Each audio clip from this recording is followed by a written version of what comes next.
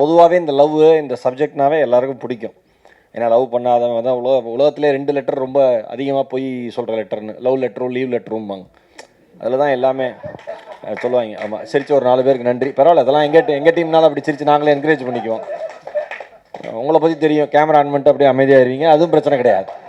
ஏதோ ஒரு 4-5 பேர் அப்படி சிரிச்சிங்கன்னா அதுக்காக தான். 2 லெட்டர், நீ இல்லைன்னா நான் இல்லை, நீ இல்லைன்னா நான் இல்லைம்மா, நீ இருக்கணும் இல்லை நான் இருக்கணுமா, இவ்வளோதான் லைஃபே. ஒன்றா நீ இருக்கணும் இல்லை நான் இருக்கணும். இந்த 2 கேப்புக்குள்ளே வாழ்க்கை அடங்கி போயிடும்.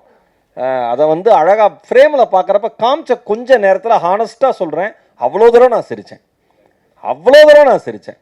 அது சரண்யா மேம் வந்து அந்த 2 பேருக்குள்ளே, நேற்று நான் படம் பார்க்கல, நான் எதாச்சும் சொல்கிறேன், ஃப்ரெண்டு 2 பேருக்குள்ளே ஒரு மீசைக்குன்னு ஒரு மீசை மேலே ஆசை வந்துடக்கூடாதுன்னு சொல்கிறப்பெல்லாம் எனக்கு வந்து அவ்வளோதான், இதுதான் வேணும். ஆர்கானிக்காக ஒரு சிரிப்பு வருதுன்னா அது படத்தோட வெற்றின்னு அர்த்தம். பன் பட்டர் ஜாம் எனக்கு தெரிஞ்ச ஹைவேல ஸ்டால் முன்னாடி விற்கிற ஆள் மாதிரியே நிற்கிறேன் நான். இந்த அளவுக்கு ரியலிஸ்டிக்காக யோசிச்சு நான் பார்த்தே கிடையாது. ரொம்ப ரொம்ப சந்தோஷம், மிகப்பெரிய வாழ்த்துக்கள் தம்பி. ஏன்னா ஒல்லி பெல்லின்னு ஒரு ஷோவில் நான் ஆங்கர் பண்ணப்போ நெல்சன் திலீப் குமார் அந்த ஷோட டைரக்டரு, அப்போ வந்து அசோசியேட் கூட இருந்தீங்க, டீமில் இருந்தீங்க, ரைட்டராக இருந்தார் தம்பி. அருமையான ரைட்டிங் சென்ஸ். ராஜு வந்து ஒரு பெரிய ஹீரோ மட்டும் கிடையாது, அதுக்கான தகுதி மட்டும் அவருக்கு இல்லை, மிகப்பெரிய இயக்குனராக வரதுக்கான தகுதியுமே ராஜுகிட்ட இருக்கு.